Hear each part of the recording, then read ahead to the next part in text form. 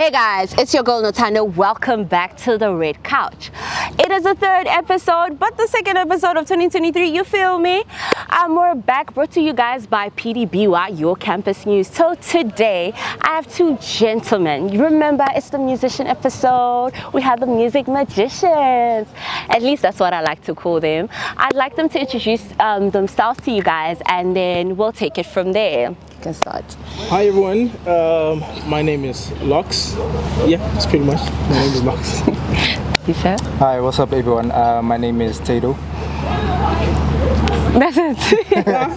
Okay. No, we like it. We like short and simple and to the point. Okay, so guys, I'd like you guys to tell me a little bit more about yourselves. You guys can go as personal as possible, and then yeah. Alright, so as I said, my name is Lox. My actual name, my parents didn't name me Lox. My actual name is Moloko Rapahlelo. And basically, I was born in Johannesburg, grew up in Polokwane, always loved music, started playing in the church band, play the keyboard, and ever since then, man, I just couldn't stop, falling in love with music, and I was always the weird person to say, hey guys, can you hear that sound, that one, yeah, I can hear that, and no one could hear it. So I always knew that, deep down inside of me, there was a music bone inside of me. And yeah, during the day, I'm an assistant lecturer at the University of Pretoria. Love it here, yes. And I think, that's the basic stuff about me, Yeah. You sir? Hi everyone, as I said before, I'm Taido. My government name is Tato. Everyone teases me about that, like, where'd you get Taido from? It's because of this guy. Funny enough, he called me Tits first. Yeah. Ask him why. You ask him why. And then I'm like, nah, that's not the one. So I had to find myself Taido, and I've been Taido ever since. Yeah. I was born in Nelspruit, funny enough. My surname is also Rapahlelo, funny enough. And yeah, how I got into music, there was one day we were at our cousin's place in Joburg, and when we got there, they were recording music. There was just a lot going on, so I was just in the room and I was in awe. I was like, yo, this looks very interesting. And then I decided to try it out for myself, started making beats with this guy and his friend Karabo. And ever since then, never looked back. I was also that guy, you listen closely and then there's a teeny sound in the back, like that only I can hear. I'm like, guys, you don't hear that? And like, yeah, nah. So it's been like that for me. During the day, I am a software engineer.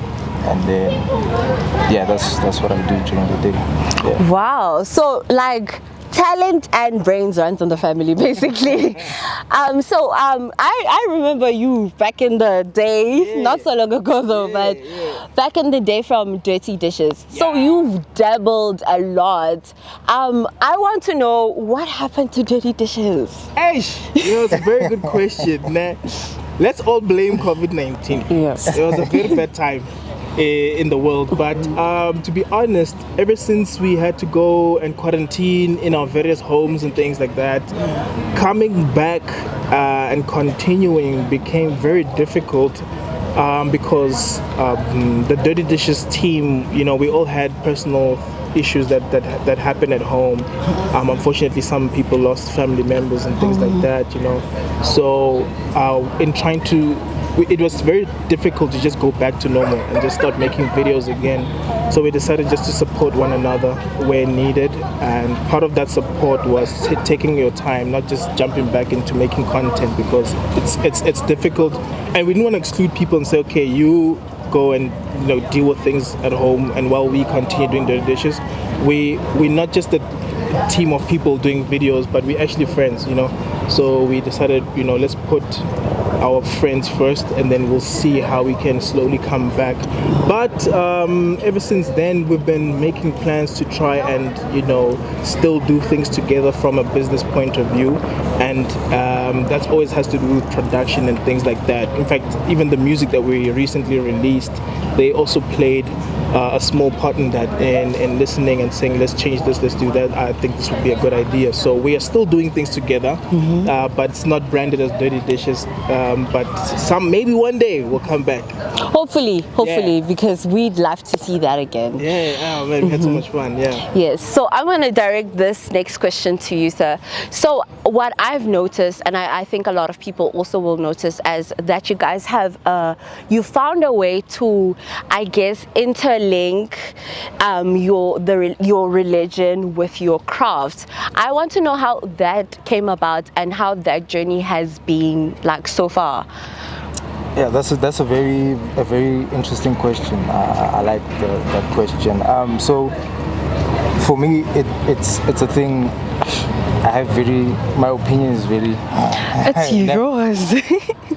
Okay, but I'm just gonna say it now. For me, it's just a thing of I don't like how they've excluded gospel and made it its own like genre, and like, you gospel guys go play there by yourselves and far from us. Do you know what I'm saying? But at the end of the day, music is music. The only difference is the lyrical content and the message you're trying to portray or project, for lack of a better word. So for us, it's a thing of we just make music, right? But this music is glorifying God, and it just so happens that music sounds like what you listen to on a daily basis.